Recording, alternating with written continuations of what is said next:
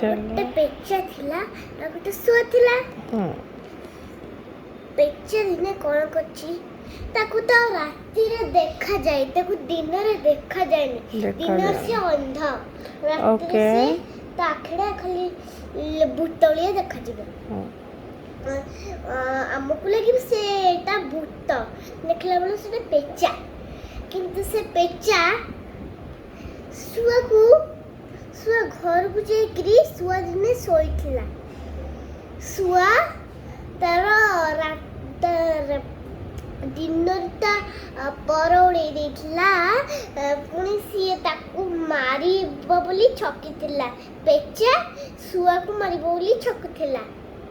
ତାପରେ ଗୋଟେ କୁମ୍ଭୀରଟେ ଦେଖାହେଲା ପେଚାକୁ ପାଣି ଭିତରେ ଏମିତି ସୁମ ସୁମ ହଉଛି।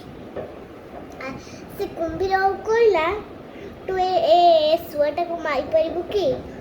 ସେ କହିଲା, ମୁଁ ମାରିପାରିବି, ମୋ ପାଖକୁ ଆଣ, ମୁଁ ତାକୁ ମାରିବି।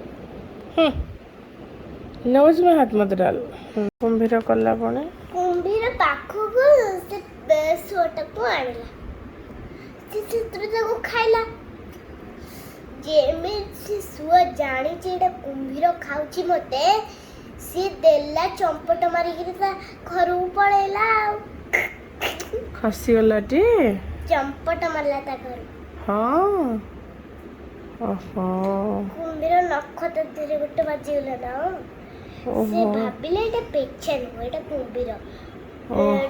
ଡିଆ ମାରିଦେଲା ତା ଘରକୁ। हाँ ଚମ୍ପଟ କରିଦେଲା। हाँ धन वो जो आंट स्टोरी टेल में मुझे आसे toothbrush. I have a toothbrush. To brush my teeth with every day. I brush them each morning. I brush them each night till all are shining, clean and bright.